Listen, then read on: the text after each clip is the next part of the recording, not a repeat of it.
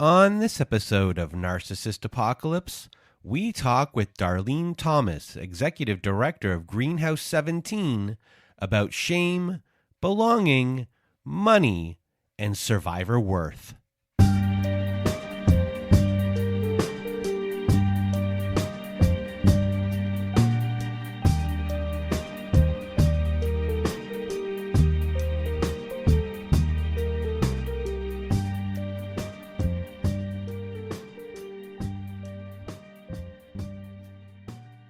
Welcome to Narcissist Apocalypse, everyone.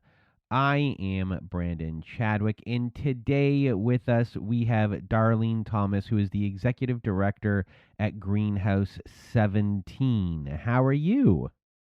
I am doing really good. Well, thank you for being here. I found you on the internet. I was searching around, and you're located in Kentucky at greenhouse17.org. And I was researching like different alternatives to shelters that are out there, just doing my own research. Shelters just might be doing things that are a little bit different, a different outlook, a different philosophy on things from what the shelter system currently looks like. And not just how the shelter works, but just like the philosophy of how survivors view themselves. And I found what you were doing really interesting. Greenhouse17 is part farm, part shelter, lots of interesting ideas, programs. And today, my hope is that you, Darlene, can inspire someone out there to start building more facilities like Greenhouse17. You're also going to impart a lot of knowledge today about a little bit about shame and what shame is here when it comes to the shelter system, as well as a little bit on financial abuse as well. So just a big thank you for being here. And before we get into anything about Greenhouse17, who are you? How did this all begin? And then we'll get to Greenhouse17, the evolution in the philosophy and everything there. Wow, who am I? I am now a 36-year advocate in this field, working in domestic violence. And I have to say that is a part of who I am, because it is definitely what I was supposed to do. Sometimes you don't know your path. I just happened to get hired at the very first place. I needed a big girl job, right, way back when, and they said they were hiring at a spouse abuse center. And I'm gonna be really honest with you, I didn't even know what a spouse abuse center was, because it was so early in the movement. This was the late '80s. The movement was fairly new, so I've really grown up in this work. So you see a whole lot of what worked, but I come from a very grassroots philosophy. I remember the days where everything we did was in partnership with survivors, that we were experiencing the courts the same way. I may not have been the survivor, but I was harassed and bothered and talked to the same way survivors were back then. We weren't allowed to be in courts. We would get kicked out of systems. We were blamed. We were called names, you name it. And we were very much seen as these outsiders of people trying to have an impact for survivors and their kids. So I kind of grew up in this work, in this movement, and have seen it change over the years. But in that, I've seen kind of what worked and what didn't work. And many years later, about 15 years into doing domestic violence services, I had the opportunity to maybe be a part of something new and different, because a former program in our area, in our state, in Lexington, Kentucky, which is where Greenhouse17 is, that organization, the prior one, was basically losing all of its funding by the funders' choice. And we knew there had to be a replacement organization. So I just thought, you know what? What a great time to try to figure out how to start something new and really keep it grassroots and also professional, but never lose sight of why we do this work, and that's survivors. And that's kind of where Greenhouse17 was born, was kind of a phoenix, rose from the ashes, right? So there was a lot of groundwork and building that had to be done. It wasn't easy by any means. Um, but it has been a pretty beautiful journey thus so far. And I think we've landed in spaces that don't just talk about trauma informed, that actually practice it. So you were in this for a long time and you saw what worked and what didn't work.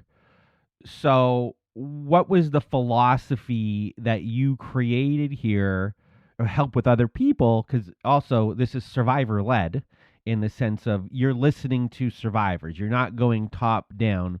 You're kind of going, you're equal just like us. We're going to listen to you because what a lot of people who listen to our show and other places, we try to instill the fact that like survivors don't realize they have value and that their ideas are good and their experience is worth something going forward.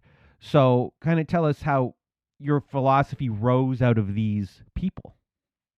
Well, it was really just to embrace. Like we wanted to redefine survivors in lots of ways for themselves, not us doing it, but in that redefinition, we knew we had a responsibility to the community to try to build these bridges where survivors were celebrated and seen, not hidden away. So one of the first things we did is we chose not to be a confidential location, which was quite controversial 22 years ago. And more shelters are moving that direction today. But for years, all these shelters were hidden and confidential, and survivors weren't allowed to have visitors or tell where they were. They have to walk down the block to meet people or catch rides. And a lot of rural driven kind of expectations, often kind of veiled in this perception of confidentiality and privacy and safety. And the thing that Greenhouse really wanted to challenge is that the vast majority of our community is not what's unsafe for survivors. It's our job to help keep survivors safe from the person who's done harm to them. But survivors need community and a sense of belonging in order to begin to heal from that journey. And so why would we isolate them from the people that are going to be the ones to help carry them through in the future, right? So we let, ministers come and visit, and we let family members, brothers, sisters, moms, come and visit and be a part of it. We allowed community groups to come in and be part of our farm. So one thing about Greenhouse 17, we also located ourselves on a 40-acre farm because we wanted to make sure that rural survivors had access and felt like comfortable going to a shelter instead of going to an urban core, which many of my rural communities would never have been comfortable with, so that people all had access throughout the people that we were serving. So we kind of started with this idea of inclusivity, surrounding survivors with lots of love and care until they learned to love and care for themselves, making sure we didn't isolate them from the people that were most important to them or the values that they valued to be a part of their life. Whatever that would look like. And then out of that kind of grew this sense of really did we need rules? Like we don't need rules. These are adult survivors. I mean, we all need guidance, but we just need some basic guidelines to follow just out of respect for one another. I'm not going to give you a curfew, but please give me a call if you're going to be past 9 because I'm going to worry about you and I'm going to worry about your safety because we know what happens with domestic violence. We know batters are still going to show up at your workplace and show up at your kid's school and they're going to show up at your parents' house and all those things. So it's just this matter of how do we create a relationship, this journey with the survivor, so that we have enough trust to know what our intention is only to keep you safe and hear you and be present for you. Your intention, if you will allow us, is to give us some room to trust us to do that with you, which is hard, but we try to do that. And it takes time and it's not easy. So one of our philosophies was grace. We weren't going to exit people.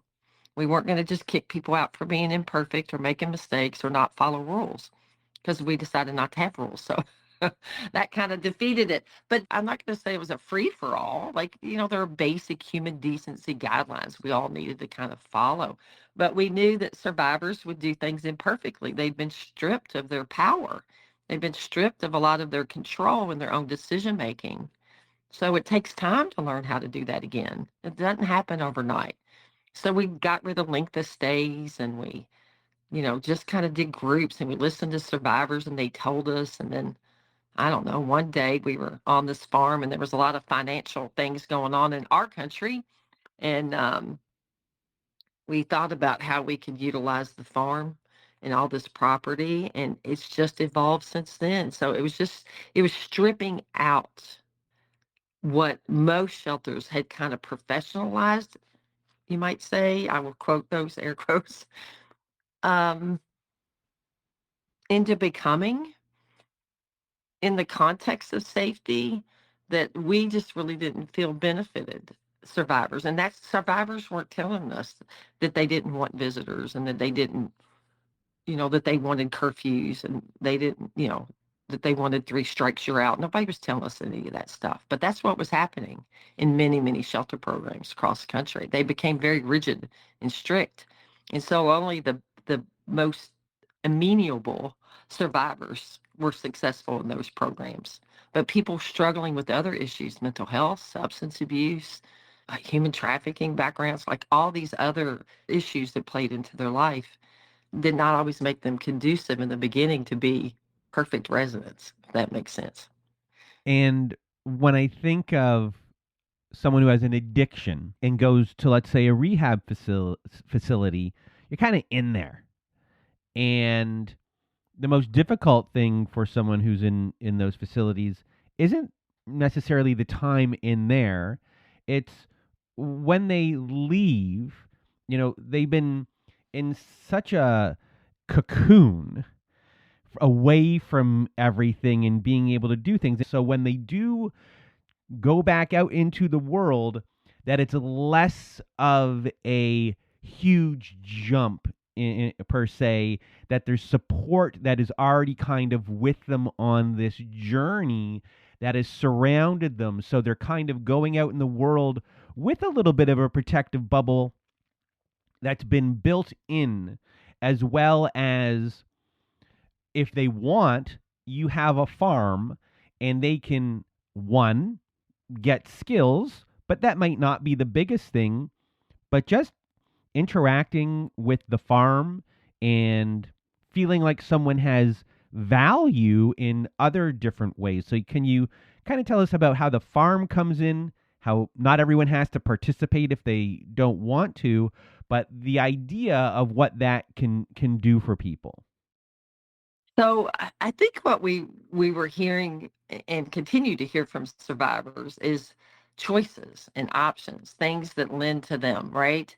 And their strengths. So what we decided to do a little bit uh, was to begin to explore multiple ways that survivors could access instead of the traditional sit down support group kind of thing, which is lovely. It works for lots of people. Doesn't work for everybody. So, if you came to our building now, you would see a wonderful art room where great community art, different things are happening. People have access to it all times. Some people express that way. At one point in time, we had a yoga room, although we still do those kinds of pieces where some people find some peace and quiet through yoga. I have a whole wall of ukuleles, and we do ukulele group around here because some people like music, and it's just a way that they feel and come about. So constantly providing options for opportunity, right? And so one way we did that is we started a farm, and because there was some accounts when you look at post-traumatic stress disorder, right? And you look at the military and veterans, that horticultural therapy, that kind of farming, gardening was showing, the research was showing it might have some positive impact on that kind of trauma. Nobody had looked at domestic violence in that kind of trauma. On multiple levels. They also don't look at it when you look at brain injuries either, which often occur for domestic violence survivors. However, for us at that time in Kentucky, it was an economically hard time, and it was all about Kentucky proud and, buy local. That was the theme. Everything you saw on our media was buy local, be proud, help your local farmers, help your local entrepreneurs do their thing. And so we kind of capitalized on that a little bit with our survivors, and we started growing food out of box gardens, which wasn't completely successful at that moment, but we tried something. Survivors liked it, the kids liked it, and it was better to eat some lettuces than it was to have processed food all the time, which is what most shelters feed people because it's what's affordable. It's not good for us, but it's what's affordable. And slowly that next year we hired a farmer and we started growing poundage. And the next thing you know, people in Appalachia, one of the colleges heard about what we were doing, and they connected us with a man named John Paul DeJoria, which most people In the States, I'm not sure about where you're from, but Paul Mitchell Hair Care Products, I don't know if you all have those where you're from, but he's big in the United States. When he heard about us, and he has a foundation called Grow Appalachia, and he helped fund our first farmers. And we started growing food here. But what was happening wasn't just healthy food, it was this sense of belonging of the residents. The residents were just out there getting dirty, picking things, planting things, harvesting them, and they started to write about it and talk about the impact it had on their mental health and their well-being and their just sense of belonging and having quiet. And then we just started to witness this organic way that survivors talked to each other, related to each other, that wasn't formal. It was so informal, but it was beautiful. It was compelling. We weren't having to do the work. They were doing their own work with each other. It wasn't us. We were just these bystanders watching what organically can take place if you give people opportunity for that to happen. And then we moved into trying to think about how we could earn money as an entity, as an agency, at the same time making sure our survivors, so what would benefit them and us, right? But all of us together in this together. And so we started a flower industry and we pay stipends to survivors. We also make body products like lip balms and soaps. It's called Handmade by Survivor Products. They've been sold in almost all 50 states and a few countries over the last several years. And survivors get to be a part of all or any of it or none of it. It's all up to them. But the vast majority do participate. They love learning how to do self-sufficient things like make soaps, and then we do all kinds of other pieces. Like we teach you how to make your own laundry detergent or how to start your own business if you want to, or take your crafts to a different level or market through the art room. It's really just trying to build on the strengths of staff and what they bring and their talents to this work and how that incorporates and models that for residents and what they can do. And we do pay stipends and then we match their stipends. So most survivors, to my knowledge, we're the only program in the nation, in the United States, that actually pays families to live here and do a little bit of work. They work 8 hours a week. That's it. And they earn 600, and then we give them another 900. And do they have to be from Kentucky? No, I mean, we do kind of have to prioritize our area. We are funded through our state and federal entities, other resources, local, that do anticipate that we take care of our people first, right? Our local. But we've often worked with partners in different areas of the state. Sometimes people need to be here. We've worked with some programs that just said, look, this survivor just needs to be away for 3 or 4 months. Like she keeps getting drawn in to the abuse, and she's requesting that if I could just break ties. So we do partner. We always make a consideration, but we have to prioritize our service areas first and foremost. And you mentioned the stipend. And when I talked to you on our last call, the stipend is there because you once had a microloan program. And that microloan program, the government or whoever said, well, you can't do this anymore. And that microloan program was to help credit repair. So, can you talk about a little bit about financial abuse and, you know, for a lot of people, going to you is scary. A lot of people are dealing with financial abuse. Their credit has been ruined in a lot of cases. They don't have jobs. They feel like they have no value. So a lot of time you're getting people who there's a lot of shame attached to everything that's going on. They can't see a way out. They're scared possibly to be where you are. And at one time you were offering this credit repair part aspect of things to like really help people get that first step.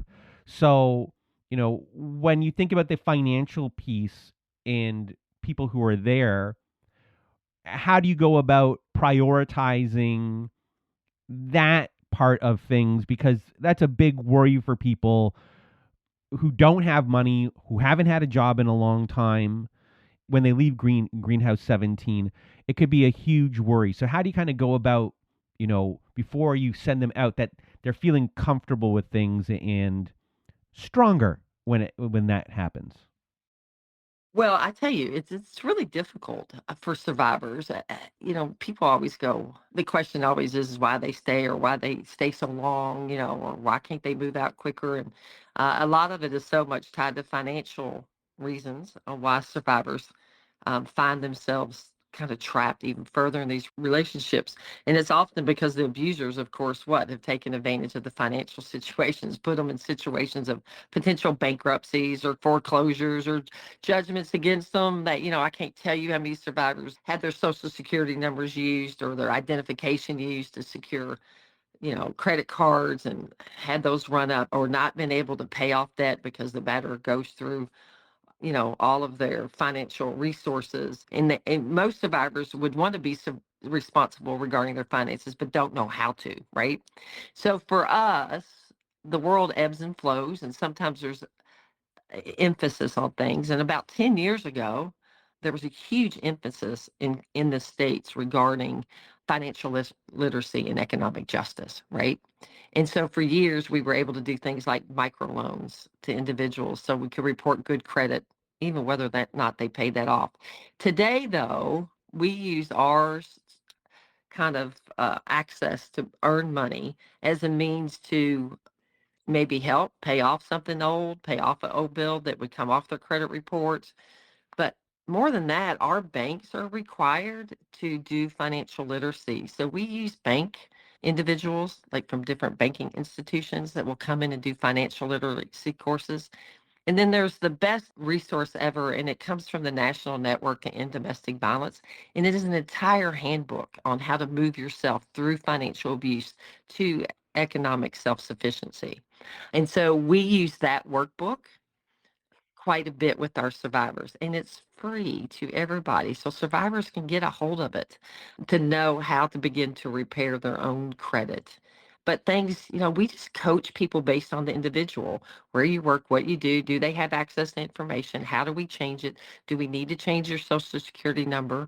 Because you can legally do that in the States if you're a domestic violence victim, so that your batterer can no longer use it against you or abuse you with it financially. We just try to take the individual with whatever they have and then figure out a way to manipulate that system for their betterment. And so there's not a prescribed way because everybody's a little different with what they're facing. And it might be, securing attorneys, or it might be, sometimes we've had to work with people to seize refunds. Like we have abusers that always are stealing the refunds because victims have fled the house and then the checks are coming into joint bank accounts and then they don't have access and they've lost those things. So we kind of work with partners and attorneys and banks in order to help us help survivors through financial literacy. But building credit means you got to have an access to credit. And it's not easy, but it can be done. And most of the time, we can start a repair pretty quickly within a few months to help start elevating those numbers. And I will put a link to that handbook in our show notes for everyone who wants a link to that. And when I spoke to you previous, one thing you said to me, because shame comes up a lot, but what was really surprising was when you mentioned that the name of your organization wasn't greenhouse17.org before. It was another name. And just the name switch creates not just a difference in the survivor, but it did as well for the community who is interacting with your organization. And I found that to be quite amazing because it's just a name, it's just words, but words matter. And how words are interpreted, how people look at you because of specific words. So can you kind of just tell me this story again? Because it's a wonderful story that everyone should hear. It's just, the power of words and how we might view ourselves are within these words. And sometimes just a small change can not just change you, but it can change the people around you, and that goes from you not getting help and a barrier being put in between to the world just opening up. It was transformative. It is so hard to explain, but just a quick history would be our original name, because we were new, like I said before, in a quick entity. We were named the Bluegrass Domestic Violence Program. Bluegrass, because that's Kentucky, Central Kentucky is by bluegrass. And you can imagine BDVP, four consonants that sound just alike. If you have any hearing disabilities, you would never catch our name in a million years because we use that acronym, right? BDVP. It was terrible, but it took us a while to keep going. Seemed to be a lot of shame attached to knowing that you lived in a domestic violence program, whatever that was for survivors. And so they wouldn't tell people where they were. They tried to get jobs, and they wouldn't tell people they lived here or that they were in a shelter, or that, they were trying to, they had fled an abuser. Like, there just seems so much shame attached around our name. We didn't even notice it for several years, right?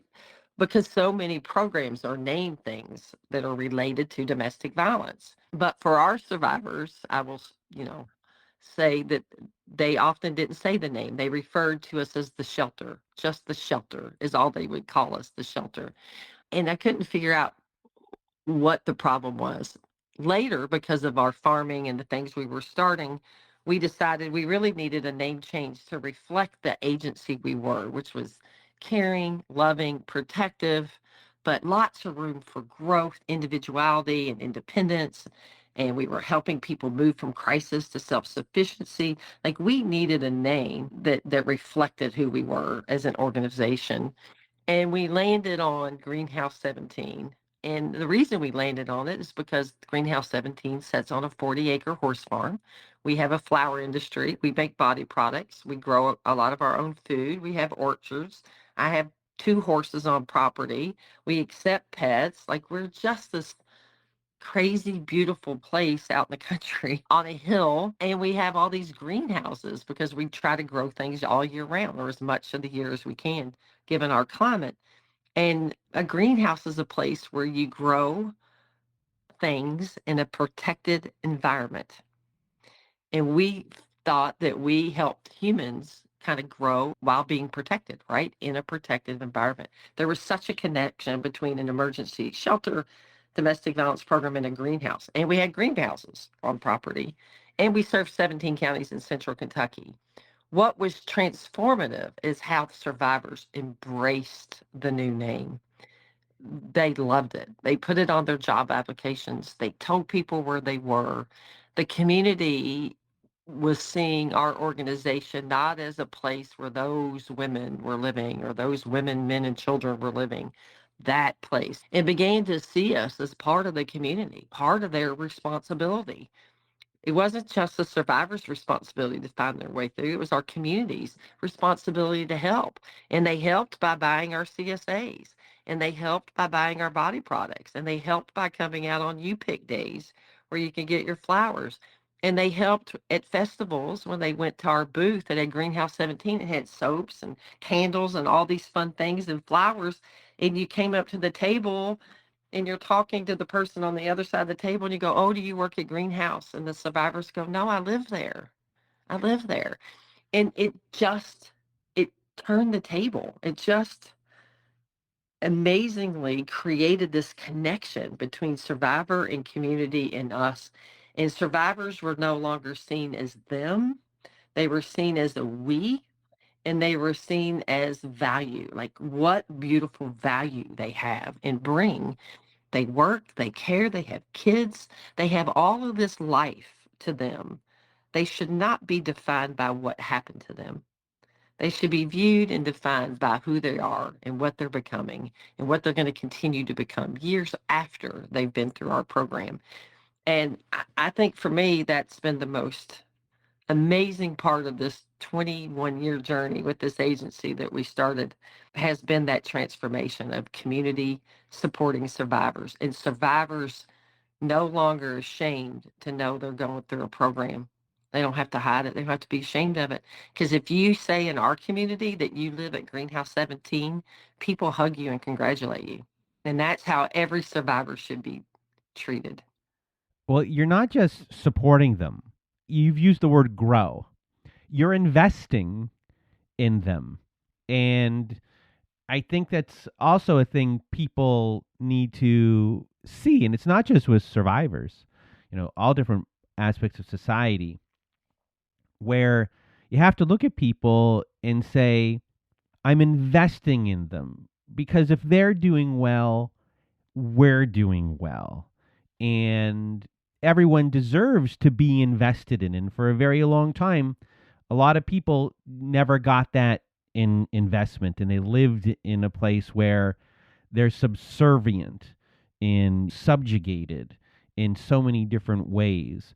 And what a thing to have someone look at you and say, you may not think it, that you're worth it, but we do. And we're going to put our resources out there for you because, we believe in you. And all you need to do is change one person. And that one person's going to change another person, and then another, and then another, and another. And that's what you're doing. You're not just investing in, survivors, you're investing in people and society because this is how we all really truly do want to live, where we all do well. Right. And not perfect, but we all do well. And we have an opportunity to do well. And we have an opportunity to make a few mistakes along the way and not great decisions. But that should not define the whole that I am.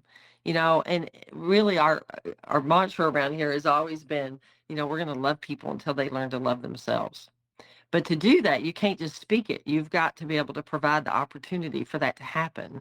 And I don't believe that survivors really heal. They might start the process of leaving, but they do not start the process of healing until they know they belong to something bigger than themselves, until they feel the value that they bring as a human being beyond what's happened to them. And so lots of programs and programs that I've worked for, and believe me, it's no judgment. There's a lot of amazing programs in this country, in this world that are doing tremendous work, not just Greenhouse 17, but there are also many programs who are kind of gotten stuck in not seeing the value of the families they're serving, right? And not embracing it. And we just go through the process of they're leaving. So they leave. Now they need a safety plan. Now they need a case plan. They need to follow their case plan. They need to follow the rules they wanted for themselves. They need a house. They need to get their kids into their new school and live happily ever after outside of violence. And unfortunately, that's not how the world works. But a lot of our programs have fallen into this really systematic way of handling the families that we serve. And so for us, we just wanted to remove all that. Every case is individual, they're unique, they're different. We need to meet people where they are. It is not their job to meet us where we are. And it sounds lovely. It's not easy. It is hard. Sometimes rules would be great. And sometimes our survivors are the ones that want the rules until I have to say, now, wait a minute, if I have rules, how many people you think be living in this building? And then they start to laugh because they realize not very many, right? Because none of us are perfect. None of us like to do our dish every day. None of us like to make our bed every morning. None of us like to be told that 9 o'clock is our curfew at night. We're adults, so you just got to have grace. We try to appeal to what we believe all of us have that inner core of kindness and goodness to us. And people try to take that away from us and make us feel defensive or things that we don't. And most survivors will tell you they often don't like who they've become in that process of victimization, of being harmed, because they've had to adapt to horrific situations. And we just want to create a space where people have enough time to get back to the who they know they are and then celebrate that and then engage the community to see the same thing in them. That way we're celebrating survivors. Like I used to do trainings all the time. Oh, I still do trainings all the time. And sometimes, especially when I talk to male oriented groups of people, I often correlate prisoners of war to domestic violence victims. And I won't go into the whole correlation, but the one piece of the correlation that I always try to hit home is that when a prisoner of war is freed and finds themselves back in their own home country, in their territory, right? We celebrate them. We throw parades for them, as we should for those individuals. But we have to create the same culture where we celebrate domestic violence victims in the same way for their courage and their strength and their ability to endure their captivity. When we can get there, then I think what we do is we end up reducing domestic violence to incidents versus histories of it, if that makes sense. And there's just a whole correlation of what survivors have to do, just like what a prisoner at war has to do to survive. They are very similar, very, very similar. And they're met with a lot of resistance, systemic resistance. When they try to get help, they often find themselves in more dangerous situations. So when we can get there, then domestic violence becomes an incident, not a long-term cultural reality for so many survivors. So before we go today, I guess two things I want to ask you. One, what do you have going, in the near term that you might be working on that you want people to know about? And two, we usually do this with survivors, but today I'm going to do this with you. So first question was that one. Second one is, do you have any words of wisdom for everyone out there who's listening as well? Things for us on the horizon has really been, right now we're trying to figure out how to document our history and be able to provide that in a way that might help other entities kind of follow. We get lots of requests. People like yourself find us and want to learn more about it. So we're on the horizon for us is how to take that to another level, because we've just been doing it not for recognition, but what's happened is it's been recognized. So maybe we need to pay attention to that story. It might help a lot of survivors along the way. And who else knows what's on the horizon? It depends on what survivors tell us they need, right? Who knows what we'll be doing next? I'm pretty open. I'll try anything for a while. We'll see what happens. And words of wisdom for survivors, I think I always want to say that you need to trust yourself. Those inner voices are telling you the truth. And in trusting yourself, you do have to pay attention to the external voices, because your reality is not always dependent on your choices. It's got heavy influence with the person who's been doing harm. But there is a lot of help and there is a lot of hope, and you are worth it, and your children are worth it, and that it is going to feel frightening and uncomfortable and, have lots of uncertainty. But if you talk to survivors, they'll tell you the unknown of trying to make a decision to leave or move beyond a violent relationship is not any different than what you're doing every day, not knowing what that partner's coming home with or how they're going to act or what they're going to do, right? And it gets confusing. So to trust that, I would also say don't do it alone. If you've got a few people you trust, well, I don't care if it's a crisis line, if it's a counselor or therapist, whatever you might be connected with, to make sure you have a really good safety plan. Because the after you've left, for every day after you've left that you survive, there's a likelihood you always will. But I don't ever want to minimize. I see every domestic violence situation as potentially lethal, even though the majority are not. But one thing I cannot tell you about domestic violence is which abusers will kill or attempt to kill and which ones won't. I don't know that, and nor do victims, which is why we need to have each other to do it. And it doesn't always have to be a shelter. You don't always have to pick your kids up and flee somewhere. But you do have to make a plan, and you should be planning that maybe with somebody who has some experience with helping you do that. So don't feel like you have to do it alone. I would also say this is not your shame. This is not your burden. And you got to keep telling yourself that in the mirror every day. This is not you being stupid or should have known better. Hindsight's 2020, folks, always. But the later it becomes clear what we missed.